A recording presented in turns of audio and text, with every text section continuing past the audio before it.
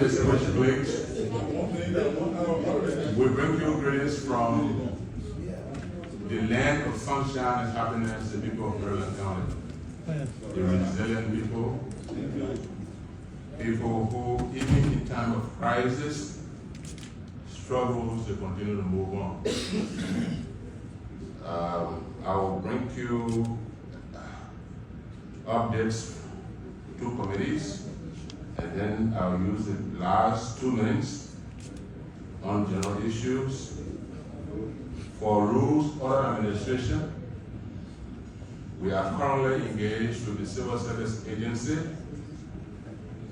for the standardization of the salaries of the central administration. Right after this afternoon, the committee will be meeting with officials of the Civil Service Agency. So colleagues, please join us 2:30. Civil Service will be here. We will have budgetary implication, and so upon completion of that exercise, we'll get back to plenary through the President Pro Tempore.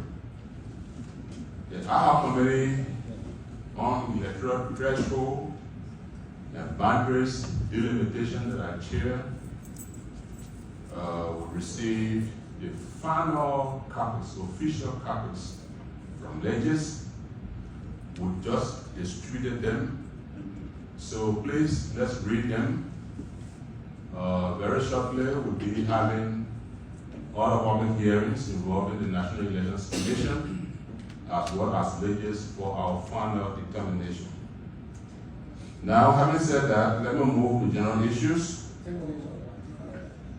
The general issues, there are 2 issues I want to talk about briefly. One is at the Governance Commission. A few minutes ago, we tried to ascertain as to whether there was a vacancy at the Governance Commission. For the past 2 years, we've been discussing the Governance Commission, bringing Governance Commission to scope. And it's for very good reasons. This country fought war for 14 unbroken years. And when we assembled in Accra, we asked ourselves, why did we fight war? We said it was bad governance. For this reason, the CPA, the Accra Peace Accord, established the Good Governance Commission, which later on became the Governance Commission.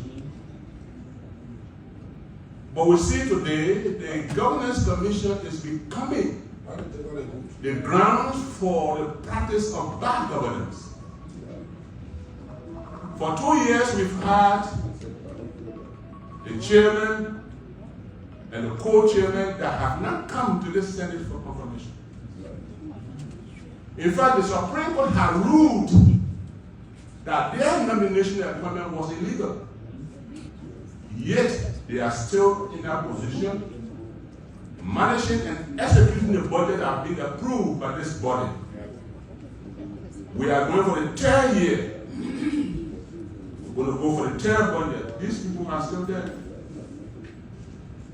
I will make write some bit of communication for plenary to invite the Minister of Justice as to why the executive cannot honor and respect the decisions of the Supreme Court of Liberia.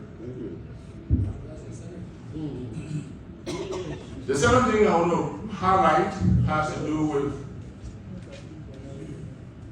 the applications of the writ law.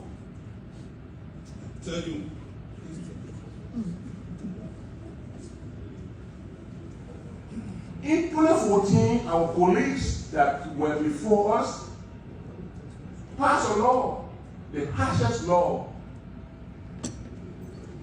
that to a large extent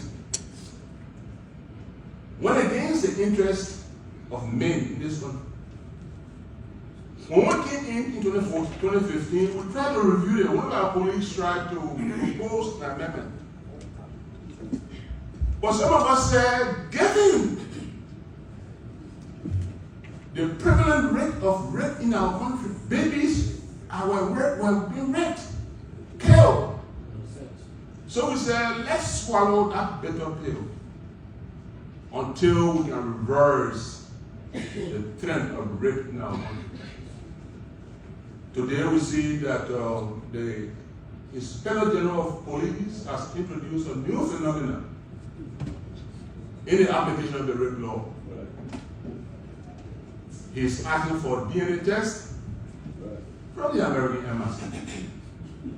This country has always trusted the decision of the police in investigation. Why now? So, in this application, are we going to have two? 1 minute left. Yes, sir. I'm almost done. Dispensation. Are we going to have two ways of implementing the rape law? We know we are all at risk. But as men, given what was happening to our daughters, our mothers, our sisters, we decided to swallow that bitter pill.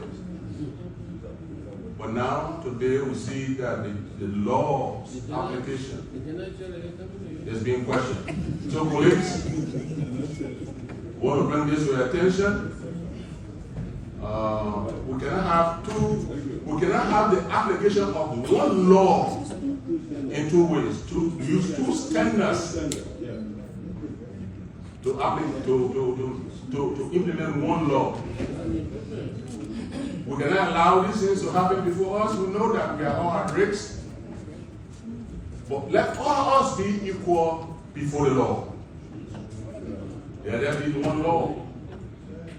Let there be one application. So, President, I want to thank you again. And thank you, colleagues. And let me again say, from the people of Roland County, we happen to be here, and we happen to continue to be here. God bless you.